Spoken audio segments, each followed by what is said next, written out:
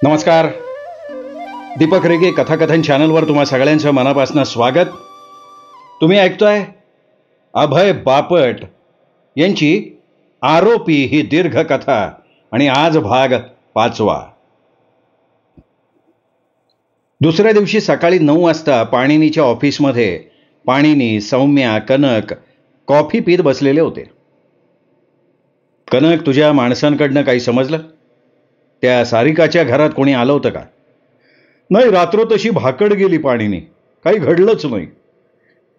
तेवढ्यात कनकला फोन आला. बराच वेळ तो बोलत राहिला. नाही, त्यांना काम चालू ठेवायला सांग. कनक फोनमधनं सूचना देत म्हणाला. पाणीनी, ती अंध महिला पुन्हा आपल्या कामावर हजर झाली आहे. काय? अरे, मला आत्ता तोच फोन आला होता पाणीनी. कुठे हजर झाली आहे कामावर? नेहमीच्या जागी, ग्लोसी कंपनीच्या आवारात.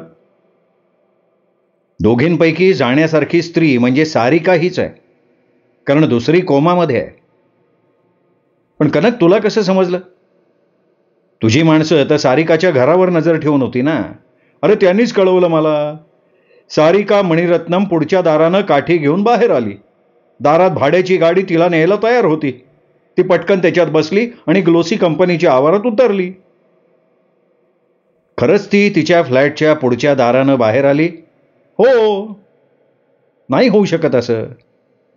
तुझी माणसं नजर ठेवून होती ना तिथे. माझी माणसं होती तिथे, दोन्ही दारांवर नजर ठेवून होती. तरी सुद्धा असं घडलं याचं एकच स्पष्टीकरण असू शकतं. आपण त्या घराची तपासणी केल्यानंतर आणि बाहेर पडल्यानंतर मी मागच्या दारावर माणूस नेमला होता, बरोबर? या बाईनं काय केलं असावं सांगतो. ती बाई मागच्या दारानं बाहेर पडलेली असावी. तिला तिथून कोणीतरी बाहेर घेऊन गेलेलं असावं. नंतर ती मागच्याच दारानं परत आलेली असावी. अशा वेळेला की जेव्हा आपण घराची तपासणी संपून बाहेर पडलो होतो, पण मी मागच्या दारावर नजर ठेवायला माणूस नेमण्याच्या पूर्वी, आलं लक्षात? ती मागच्या दारानं तिचं काम संपून आत आल्यावर तिने मागचं दार आतून बंद केलेलं असावं आणि ती झोपली असावी. तिला इकडे काय घडलं याची कल्पना नसणार आहे. आज सकाळी भाड्याच्या गाडीनं ती पुन्हा कामावर हजर झाली. तिच्या कामाच्या जागी म्हणजे ग्लोसीच्या आवारात तिच्यावर नजर ठेवायला तुझा एकच माणूस पुरेसा आहे आता कनक. पण तिच्या घराच्या दोन्ही बाजूला मला तुझी 2 माणसं हवी आहेत. तिच्या घराच्या मागच्या बाजूला गल्लीतनं कोण घेऊन जातं ते मला शोधायचं आहे. ती व्यक्ती मधुरा महाजन असू शकत नाही सद्यस्थितीत. मग कोण? स्वतःला सोफियाच्या वतीनं काम करतोय म्हणणारा माणूस. तुला काय म्हणायचंय? तो साहिर सामंत? मी त्याचाच विचार करतोय कनक. सौम्यानं तिघांचे कप पुन्हा गरमागरम कॉफीनं भरले. कॉफी पिऊन होईपर्यंत सर्व शांतच होते. मला लक्षात आलंय कनक. अचानक पाणिनी म्हणाला. काय रे? आपण सापळा लावलाय कनक, पण त्यात अजून कोणी अडकलं कसं नाही हे लक्षात आलंय. का नाही अडकलं कोणी? उंदरासाठी आपण पिंजरा आणला म्हणून त्यात उंदीर शिरत नाहीये. कनकनं समजून मान हलवली. नुसत्या सापळ्यात अडकत नाही कोणी जोपर्यंत आपण त्यात आमिष लावत नाही. उंदराला मोहात पाडण्यासाठी भाजलेलं खोबरं, भजी असं त्यात टाकायला लागतंच का नाही? तुझं आमिष कोण आहे पाणीनी? सौम्या, तुझी वही घे हातात, तुला एक पत्र डिक्टेट करतोय मी. सौम्या तयार झाली. हे बघ सौम्या, हे पत्र ग्रीष्म महाजनला उद्देशून लिहायचं आहे आणि या पत्राची तारीख ही त्याच्या मृत्यूच्या 4 दिवस आधीची टाकायची. सांगू? प्रिय ग्रीष्म महाजन यास. अरे काय चाललंय पाणीनी? मेलेल्या माणसाला उद्देशून पत्र लिहितोयस? हो, मेलेल्या माणसाला उद्देशून पत्र लिहितोय. माझ्या लक्षात येत नाहीये. अरे येईल लक्षात. सौम्या, तू घे लिहून. तर प्रिय ग्रीष्म महाजन यास. स्वतःच्या अक्षरातल्या अधिकृत इच्छापत्र कशाला म्हणतात याबाबत तुम्ही केलेल्या चौकशीच्या संदर्भात तुम्हाला कळवण्यात येतोय की स्वहस्ते लिहिलेल्या, सही केलेल्या आणि तारीख लिहिलेल्या इच्छापत्राला अधिकृत इच्छापत्र समजलं जातं. अशा इच्छापत्राला साक्षीदाराची सही गरजेची नाही, मात्र त्यासाठी काही बंधनं काटेकोरपणे पाळली गेली पाहिजेत. हे इच्छापत्र पूर्णपणे इच्छापत्र करणाऱ्याच्या हस्ताक्षरातच असायला हवं. एकापेक्षा जास्त माणसांची हस्ताक्षरं असता कामा नयेत. लेटर हेड वापरलं गेलं असेल तर त्यावरचं छापील हेडिंग सुद्धा इच्छापत्राचा भाग असता कामा नये. त्यावरची तारीख सुद्धा हस्ताक्षरात असली पाहिजे. तारखेचा शिक्का चालणार नाही. एवढंच नाही तर काही ठिकाणी सालाचे पहिले 2 अंक छापलेले असतात, पुढचे 2 अंक हाताने लिहायचे असतात. तसं चालणार नाही. 4ही आकडे स्वतःच्या हस्ताक्षरात लिहिलेले असले पाहिजे.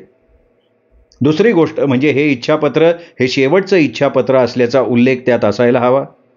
यापूर्वीची सर्व इच्छापत्र ह्या नवीन इच्छापत्राद्वारे रद्द झाली आहेत असा उल्लेख त्यात केलेला असला पाहिजे. ज्या माणसांना तुम्हाला इच्छापत्रामधनं वगळायचंय त्यांचा उल्लेख इच्छापत्रामध्ये असावा की तुम्ही त्यांना काहीही देऊ इच्छित नाही. शेवटी हे इच्छापत्र तुमचं शेवटचं इच्छापत्र आहे आणि ते तुमच्या स्वतःच्या हस्ताक्षरात आहे असा उल्लेख करून त्यावर सही करावी. अपेक्षा आहे की तुम्ही विचारलेल्या सगळ्या प्रश्नांची तुम्हाला समाधानकारक उत्तरं मिळालेली आहेत. पाणिनीनं आपलं डिक्टेशन पूर्ण केलं. सौम्या, तू हे टाईप करून आण, मी ते सही करून देतो. अरे मला काही कळेन असं झालंय बाबा. मला सांग ना कनक, तू एखादी गोष्ट शोधतोयस आणि ती सापडली तर तू काय करशील नेमकं? शोध थांबवीन. नंतर तुला पुन्हा वाटलं की तुला हवं होतं ते सापडलं नाहीये तर काय करशील? पुन्हा शोधायला लागेल. मग पुन्हा शोधायला लाग कनक ओजस. हो हो, आत्ता आलं लक्षात. जर शेफालीला त्या ऋतुबांगल्यात ग्रीष्मनं साधारण वर्षापूर्वी केलेलं इच्छापत्र सापडलं असेल तर तिला एवढंच करायचं होतं की ते सापडलेलं इच्छापत्र जाळून टाकणं. तसं केलं की तिला वारसा हक्कानं पत्नी म्हणून ग्रीष्मची संपत्ती मिळणार हे उघड होतं. पण समज तिला असं वाटलं की ग्रीष्मनं मृत्यूपूर्वी काही दिवस आधी स्वतःच्या हस्ताक्षरात नवीन इच्छापत्र केलंय, आधी केलेलं इच्छापत्र त्यातून रद्द केलंय आणि शेफालीला त्यात काही ठेवलेलं नाही तर काय होईल? अरे पण तिला संशय येऊ न देता तुझ्या पत्राकडे तिचं लक्ष जाईल हे तू कसं जमवणार? कारण तुला ह्या प्रकरणात रस आहे हे तिला माहिती आहे. तू शेफालीवर नजर ठेवत होतास. तू सांगितलंस मला त्यावेळी की त्या क्रिकेट क्लबनं ग्रीष्म मेल्याची बातमी शेफालीला कळवली होती, आठवतंय? बरोबर, AYC क्लब. करेक्ट. त्या क्लबला फोन लाव जरा सौम्या. सौम्यानं त्या क्लबला फोन लावला. हा नमस्कार, मी पटवर्धन म्हणून बोलतोय. क्रिकेट शिकवणाऱ्या कोचपैकी एखाद्या जुन्या आणि वरिष्ठ कोचला मला जोडून द्याल का?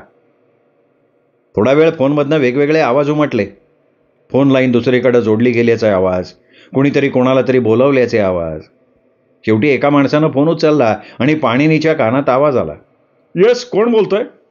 मी पटवर्धन म्हणून बोलतोय. मला माझ्या पूर्वस्मृतींना उजाळा द्यायचा आहे. काही समजलो नाही हो. मी खूप वर्षांपूर्वी तुमच्या क्लबच्या मैदानात खेळायला यायचो. तेव्हा क्लब नव्हता अस्तित्वात आलेला. आम्ही कॉलेजातली मुलं खेळायचो. नंतर आम्ही पुन्हा भेटलोय. कुणाच्या तरी डोक्यात आलं की आपण सगळे एकत्र येऊन पुन्हा त्याच मैदानात एक दिवस खेळूया. पण त्यावेळी क्लब कुठे होता? कुणीही यावं आणि खेळावं अशी परिस्थिती होती. आता आम्हाला तिथे पुन्हा एखादा दिवस खेळायचं आहे. नुसतं खेळायचं असं नाही तर खेळ झाल्यावर खेळाडूंसाठी राखून ठेवलेल्या पॅव्हेलियनमध्ये बसायचं आहे, आतल्या ग्रीन रूममध्ये वावरायचं आहे. खेळाडू आपलं सामान कुठे ठेवतात ते बघायचं आहे. मला माहिती आहे की तुम्ही जुने क्रिकेटचे किट्स म्हणजे ग्लोव्ज, पॅड वगैरे विकायलाही ठेवता. जमलं तर आम्ही ते घालून खेळू. मला माहिती आहे माझी मागणी फारच विचित्र आहे, पण नॉस्टेल्जिया ना. आम्ही बालवयात जे करू शकलो नाही ते आत्ता करायची सुप्त इच्छा आहे. आता आम्ही सगळेजण सधन आहोत. कुठल्याही महागड्या क्लबची वर्गणी भरून आम्ही सभासद होऊ शकतो आणि त्या मैदानात खेळू शकतो. पण आमच्या आठवणी आहेत त्या तुमच्या मैदानाशी निगडीत. दुसऱ्या क्लबच्या मैदानात तो आनंद कसा मिळेल, नाही का? पलीकडचा माणूस गप्प राहिला. पाणिनीने अंदाज घेतला आणि पुढे परत म्हणाला, मला माहिती आहे की हे तुम्हाला शक्य नाही आहे. क्लबचे देणगीदार असल्याशिवाय तुम्ही प्रवेश देत नाही. त्यामुळे तुमच्या वरिष्ठाला पटवणं हे तुम्हाला जमणार नाही. पण करू शकलात तर आनंद होईल. कुठलाही मोकळा दिवस सांगा. 1.5-2 तास खेळू इच्छितो आम्ही. त्याच्या अहंकाराला डिवचण्याची युक्ती पाणिनीच्या फळाला आली. पटवर्धन, तुम्हाला माझा इथे किती वट आहे माहिती नाही बरं का. अहो, मी क्रिकेट वेडा आहे. नशिबानं परवा मैदान मोकळं आहे. तुमचा ग्रुप जमवा तुम्ही परवा. वा, करतोच जमवा. नाही आलं कुणी तरी पूर्ण फी भरून आम्ही 1-2 जण येऊन खेळू. हे बघा, तुम्हाला एक नाव आणि नंबर देतो, तिथे पैसे जमा करा, तो सांगेल तेवढे. संध्याकाळी 4 ते 6 तुमच्यासाठी ठेवतो. त्या माणसानं पाणिनीला नाव आणि नंबर देऊन फोन ठेवून दिला. काय डोक्यात काय आहे तुझ्या पाणीनी? अरे, हा ग्रीष्म खेळत असताना गेला, हो का नाही? मग एखादा माणूस मैदानात जातो तेव्हा काय होतं? ते मला नाही ना माहिती, कारण मी कधी अशा प्रकारे मेलेलो नाहीये. नाही, मी पण मेलेलो नाहीये, पण माझ्या मनात कल्पना आहे. त्या दिवशी काय घडलेलं असावं याबाबत. हो. त्याच्या टीममधले लोक तो पडल्यावर धावले असतील. त्यांनी त्याला शुद्धीवर आणायचा प्रयत्न केला असेल. त्यात यश येत नाहीये असं म्हटल्यावर त्याला उचलून पॅव्हेलियनमध्ये नेलं असेल. कुणीतरी बोलावलं म्हणून डॉक्टर आले असतील. त्यांनी त्याला तपासलं असेल, मृत घोषित केलं असेल, नातलगांना बोलवून घ्यायला सांगितलेलं असेल. काही जणांनी त्याचं सामान म्हणजे ग्लोव्ज, बॅट, बॉल वगैरे त्याच्या लॉकरमध्ये ठेवून दिले असतील, किंवा त्याचा लॉकर नसेल तर कॉमन काउंटरवर ठेवले गेले असतील. नातलग म्हणून त्याच्या बायकोला, शेफालीला बोलावलं गेलं असेल. तिने त्याचं प्रेत ताब्यात घेताना त्याच्या वस्तू सुद्धा ताब्यात घेतल्या असतील. त्याच्या लॉकरमधल्या वस्तू, त्यात त्याने कपडे ठेवले असतील तर त्याचे खिसे तपासले असतील, त्यातल्या वस्तू तिने घेतल्या असतील आणि लॉकर रिकामा केला असेल. त्याची क्रिकेटची बॅट, त्या ठेवायची मोठी बॅग हे तिने क्लबला देऊन टाकलं असेल. थोडक्यात म्हणजे जुने कॉलेजचे नॉस्टॅल्जिक मित्र म्हणून मी उद्या काही जणांना घेऊन तिथे खेळायला जायचा बहाणा करायचा आहे, बरोबर? अगदी बरोबर. सौम्यानं आत्ता टाईप केलेलं पत्र आपण जरा चुरगळून आणि जरा त्याला धूळ चारून जुनं वाटेल असं करू. आणि मग कनक, तू ते पत्र त्या मैदानात गेल्यावर त्या क्लबच्या ग्रीन रूममध्ये जाऊन ग्रीष्मच्या बायकोनं ठेवलेल्या क्रिकेट बॅट्स ठेवायच्या मोठ्या बॅगच्या कप्प्यात ठेवून द्यायचं. जणू काही ग्रीष्मला ते पत्र क्लबमध्ये जायला निघताना मिळालं होतं आणि त्यांनी ते घाईघाईत वाचून बॅगच्या कप्प्यात खुपसलेलं असावं. पाणीनी, तुला वाटतंय खरं की आपण ते पत्र त्या बॅगेत ठेवलं तर शेफालीला आपण ते केल्याचा संशय येणार नाही? पैज लावतोस? अरे नको रे बाबा, आत्तापर्यंत मी हारतच आलोय. दुपारी 4ला 5 मिनिटं असताना पाणिनीनं क्रिकेट क्लबच्या मैदानात प्रवेश केला. मुद्दामच तो उभा राहून मैदान न्याहाळत उभा राहिला. जणू काही अनेक वर्षांनंतर तो तिथे आला होता आणि आपल्या आठवणींना उजाळा देत आपल्या डोळ्यात ते वातावरण साठवत होता. हळूहळू चालत तो क्लबच्या ऑफिसच्या दिशेनं निघाला. पायऱ्या चढून तो वर आला आणि थोडासा घुट मारला. त्याला बघून एक माणूस बाहेर आला. येस, कोण हवंय? मी पटवर्धन. मी फोनवर इथल्या सिनियर कोच बरोबर बोललो होतो. कशाबद्दल? आम्हाला क्रिकेट खेळायचं आहे, मैदान बुक करायचं होतं. सालढाणा? हां, असंच काहीतरी नाव होतं. म्हणजे खरं सांगायचं ना तर नाव नाही लक्षात माझ्या. सिनियर कोच तेच आहेत. तेवढ्यात त्यांचं बोलणं ऐकून सालढाणा बाहेर आला. यस, कोण हवंय? मी पटवर्धन. अरे, तुम्ही उद्या येणार होतात ना खेळायला? कालच आपलं बोलणं झालं होतं. आम्ही येणार होतो उद्याच, पण मी विचार केला की एकदम उद्या येण्यापेक्षा आज जरा जाऊन सराव करावा, तुमचं मार्गदर्शन घ्यावं. मुख्य म्हणजे क्रिकेट किट अंगावर घालून खेळता येतोय का ते बघावं. कारण आम्ही पूर्वी खेळायचो ते किट अंगावर न घालता ना. फोनवर बोलताना माझ्या लक्षात नाही आलं, पण आता तुम्हाला बघितल्यावर कळलं की तुम्ही पाणिनी पटवर्धन आहात. मी तुमचे फोटो पाहिलेत अनेकदा पेपरमध्ये. हुशार वकील म्हणून तुमचा नावलौकिक आहे. माझ्याकडे काही अवघड प्रकरणं आली आणि सुदैवानं मी त्यात आरोपींना म्हणजे माझ्या आशिलांना निर्दोष मुक्त करण्यात यशस्वी ठरलो. चला, जरा तुम्हाला कितपत जमतंय ते बघतो, सालढाणा म्हणाला आणि पाणीला घेऊन मैदानात एका नेटमध्ये गेला. बॉलिंग का बॅटिंग? नाही, सुरुवात बॅटिंगनंच करूयात ना. सालढाणानं नेटमध्ये एका मुलाला बोलवून पाणिनीला बॉल टाक म्हणून सांगितलं. पाणिनीचे हात बॉल लागून सडकून निघाले. ग्लोव्ज न घालता उगाच खेळलो, हातापायाला लागलं की खूप. चला पटवर्धन, आपण ऑफिसमधल्या शॉपमध्ये जाऊन तुम्हाला हवं ते किट घ्या. माझ्या मापाचं मिळेल? बघू की. सालढाणा पाणीलेला घेऊन शॉपमध्ये आला. तिथे मोठ्या बॅगेत बॅट, स्टंप, पॅड असं सामान ठेवलेलं होतं. नाही, नवीन सेट नको, जुनी कोणी वापरलेली किट्स नाही आहेत का? काय आम्ही एकदाच खेळणार, नवीन किटचा खर्च कशाला? भाडे न दिल्यात तरी चालेल. आहेत आमच्याकडे काही जुन्या वस्तू आहेत. हे किट बघा, एका जुन्या टेस्ट प्लेयरचं आहे. हे दुसरं बघा, आमच्या एका सभासदाचं आहे. अहो, इथे खेळताना गेला तो हार्ट अटॅकनं. अरे बापरे, काय नाव त्याचं? ग्रीष्म महाजन. मग त्याच्या घरच्यांनी ते नेलं नाही घरी? नाही, अजून तरी नाही. मग किती दिवस ठेवणार तुम्ही इथे ते? काय फार दिवस नाही ठेवणार हो, कोणीतरी घेईल की ते. थोड्या वेळापूर्वी एक माणूस बघायला आला होता. त्याच्या मनात होतं विकत घ्यायचं, पण त्याचं बजेट तेवढं नव्हतं. त्याच्या अपेक्षेपेक्षा जास्त किंमत आहे म्हणाला. म्हणजे ते विकायला ठेवलंय केवढ्याला? नाही, नक्की किमतीचा अंदाज नाही अजून. त्याच्या पत्नीनं मला विचारलंय कितीला विकावं. बरं, मला खरेदी करायचं असेल तर मी कितीला खरेदी करावं? तुम्हाला का खरेदी करायचंय ते? कसं आहे, मी आमच्या दोस्त मंडळींबरोबर खेळेन तेव्हा हा किट घालून खेळेल ना. मला इतरांच्यावर इम्प्रेशन पाडता येईल नाही का?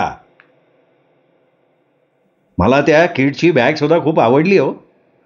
साधारण अशा प्रकारचं किट केवढ्यापर्यंत असतो? माझं मत आहे त्या बाईला 10,000 तरी मिळावेत. फार होता तो. जुन्या वस्तू आहेत. 7,000ला फायनल करा. मी लगेच आत्ता 5,000 देतो, बाकीचे उद्या देतो. नाही, पण मला अधिकार नाही ना किंमत ठरवायचे. तुम्ही जरा मैदानात सराव करा, तोपर्यंत मी त्या बाईला फोन करतो. पाणीनीनं त्याच्या म्हणण्याप्रमाणे सराव केला. पुन्हा ऑफिसात आला. सलढाणाला विचारलं, काय म्हणतायत मिसेस महाजन? नाही, मान्य नाही तुमची ऑफर. ठीक आहे, मी वाढवतो रक्कम. किती हवी आहे? नाही, तिला विकायचंच नाही म्हणते आता. ती नवऱ्याची आठवण म्हणून ठेवणार. मी तिला शब्द दिला की मी ते तिच्या घरी पोचवीन.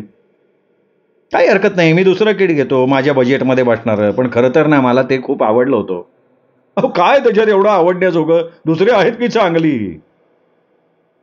त्यांनी पाणीनीला दुसरं किट दिलं. पाणीनीकडनं चेक घेतला. पाणीनी ते घेऊन निघाला. गाडी जवळ आल्यावर कनक ओजस भेटला. तुला जमलं ना त्या किटच्या बॅगेत आपलं पत्र ठेवायला?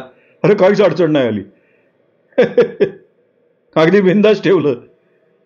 पण पाणीनी ते पत्र मी टाकलं बॅगेत. तू काय केलंस नेमकं तिथे जाऊन? मी त्या बाईचा संशय वाढवला.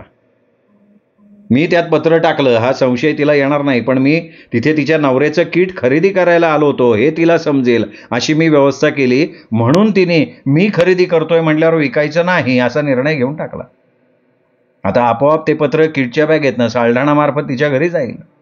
म्हणजे आता आपण पिंजऱ्यात आमिष लावलंय म्हण की. आता तुझे नजर ठेवणारे लोक घे काढून. म्हणजे आपण दोघं स्वतः जातीने नजर ठेवायची? म्हणजे आपण स्वतः त्या घरात राहणार आहोत. एक मिनिट, असलं काही करणार नाही तू? मी नाही करणार. आपण दोघे जण राहणार आहोत असं म्हटलो मी. नाही, आपल्याला तसं काही करायचा अधिकार नाहीये पाणीने. हे बघ कनक, वेडेपणा करू नको. आपण क्षितीचे वकील म्हणून प्रतिनिधित्व करतोय. तिच्याकडे मुख्य दरवाजाची किल्ली आहे. तिची स्वतःची खोली आहे त्या घरात. त्यात तिच्या वस्तू आहेत. आणि मधुरानं म्हणजे तिच्या आत्यानं क्षितीला घरी कधीही यायला आणि हव्या त्या वस्तू न्यायला परवानगी दिलेली आहे, हो की नाही? अरे, वस्तू न्यायला परवानगी असणं म्हणजे तिथे राहायला मान्यता आहे असं नाही ना होत. काळजी करू नको रे. आपल्याला मध्यरात्रीनंतर तिथे थांबावं लागणार नाही. अरे, माझी काल नीट झोप नाही झाली. माझी नाही झालेली. आपण एकाआड एक तिथे झोप काढू. आपण आत व्यवस्थित जाऊ शकू ना? अरे, माझ्याकडे क्षितीची किल्ली आहे. पोलिसांनी घरमुक्त केलंय. नाही, समजा पोलिसांनी आपल्यासाठी तो सापळा लावला असेल तर असं समज की आपण त्यांच्यासाठी आमिष लावलंय.